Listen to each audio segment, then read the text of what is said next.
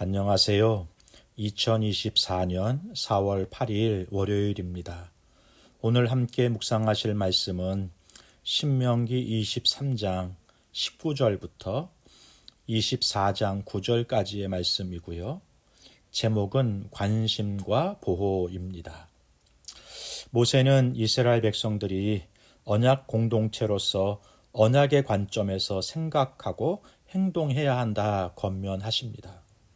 그래서 23장 서두에서는 언약 공동체에 들어올 수 있는 자에 대한 규정과 함께 부정한 것들이 이스라엘 진영에 들어오지 못하도록 하는 정결을 유지하는 법에 대해서 말씀해 주었습니다. 오늘 본문에서는 사회적인 일반 규범들에 대하여 말씀해 주고 있네요.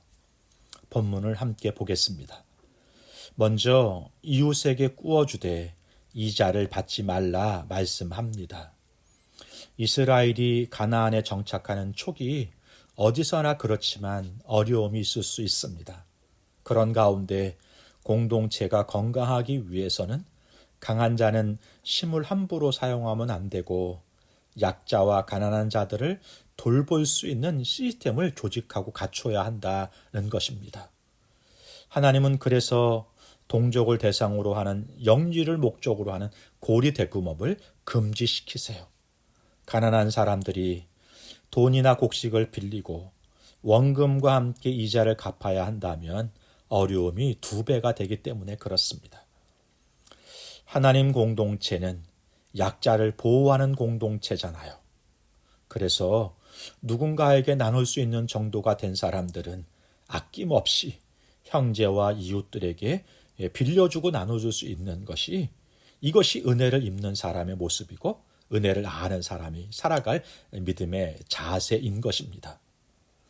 포도원이나 곡식을 지나가는 나그네들과 가난한 사람들이 들어와서 먹도록 하는 것도 이웃에 대한 배려일 것입니다. 우리 주변에 약간의 비빌 언덕만 되어 주어도 다시 살아볼 소망을 가지는 이웃들이 있습니다. 각박해진 세상에서 길을 가다가 만난 옹달샘처럼 교회가 우리 성도들이 누군가에게 그런 시원함과 따뜻함을 느낄 수 있도록 하나님의 헤세드, 인애와 사랑을 전하는, 그래서 그 은혜를 입은 사람들이 다시 살아갈 맛을 낼 수 있는 그런 성도 되길, 그런 공동체 되기를 바랍니다. 두 번째 단락이 21절부터 23절까지인데요. 서원에 대하여 말씀해 줍니다. 이는 함부로 큰 소리 치지 말고 생각 없이 서원하지 말라 말씀하시는 것이면서 서원한 것에 대해서는 지키라 말씀하십니다. 약속을 지키는 자, 허언하는 자가 되지 말라 말씀하시는 것이죠. 서원은 의무가 아니잖아요. 그러므로 서원하지 않는다고 문제가 되지 않습니다. 그런데 어떤 것을 얻기 위해서든지 흥분된 상태에서 생각 없이 서원하는 분들이 가끔씩 있더라고요. 이런 상태에서 서원하지 말라 하시는 것은 하나님과 무엇인가 흥정하거나 거래하려 들면 안 된다는 말씀이고요. 생각 없이 진정성 없이 서원하지 말라 권면하시는 것입니다. 서원을 말하면서 하나님은 자신은 말씀을 지키시는 분으로 우리의 간구를 들어주시고 신실하게 일하시는 분이다 말씀하시죠. 우리도 주께 약속을 지키는 성실한 삶을 살아야 한다라고 말씀하시는 거예요. 이 말씀을 묵상하는데요.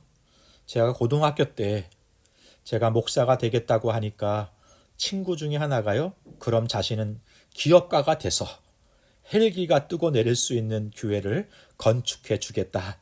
이렇게 약속했던 친구가 기억이 나네요. 그 친구를 위해서, 그 친구가 잘 되기를 위해서 열심히 기도합니다.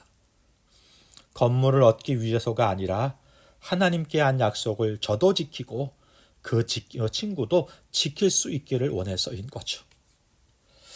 24장 1절부터 5절까지는요. 공동체를 건강하게 지키고 세우기 위한 규정으로 가정에 대한 규정을 말씀해 주십니다. 특별히 이혼과 재혼에 대하여 말씀해 주시네요. 공동체 단위에서 가정은 중요한 구성 요소 중의 하나입니다. 가정이 허물어지면 공동체가 온전히 설 수가 없는 것이죠. 당시는 철저한 남성 중심의 사회였어요. 여성의 지위는 매우 낮았습니다. 홀로 살아갈 수 없는 것이 그 당시의 환경이었어요. 이런 상태에서 남편에게 버림받는다는 것은 마치 사형 선고에 가까움을 당한 것처럼 어려움을 처할 수 있는 위기를 맞게 되는 것이죠. 그래서 모세는요, 아주 제한적으로 이혼을 허락하게 돼요.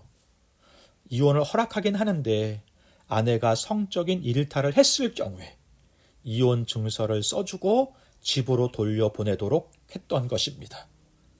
당시 가나안 문화는 이혼했다가 다시 재혼하기도 하고 어떤 사람들은 아내를 바꾸기도 했다고 해요. 이런 성적인 문란함이 극에 달한 상태에 가나안 문화가 있었던 거거든요.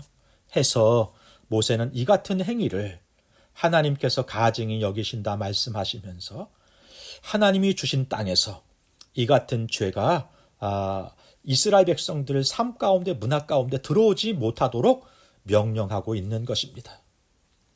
하나님은 결혼과 가정을 성스럽게 만드시고 세우셨어요.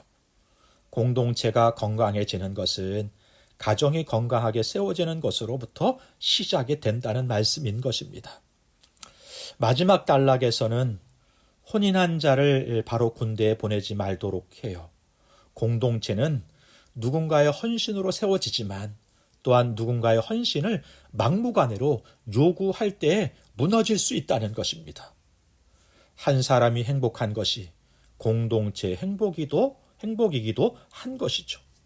가정을 돌볼 수 있게 해주고 부부간의 사랑도 그 사랑의 열매도 함께 소망하면서 살아갈 수 있도록 용납되고 이해되어야 하는 것입니다.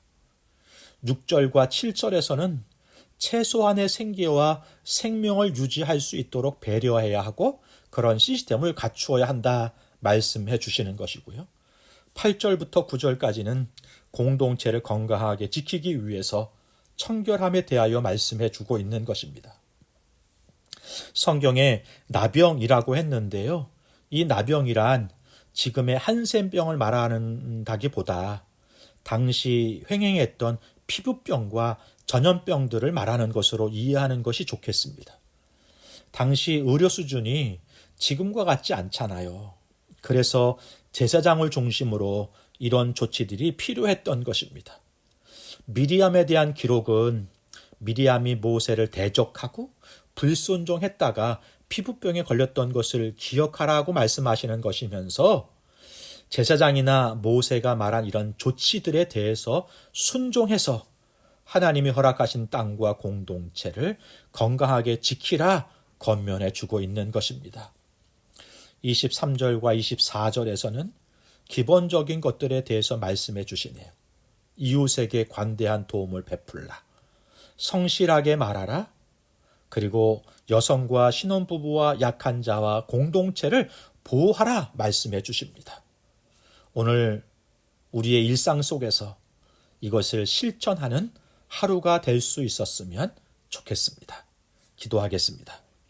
좋으신 하나님 아버지, 우리에게 허락하신 가정을 소중히 여기며 이웃을 사랑하고 허락하신 공동체를 건강하게 세워가게 하여 주옵소서. 예수님의 이름으로 기도하옵나이다. 아멘. 감사합니다.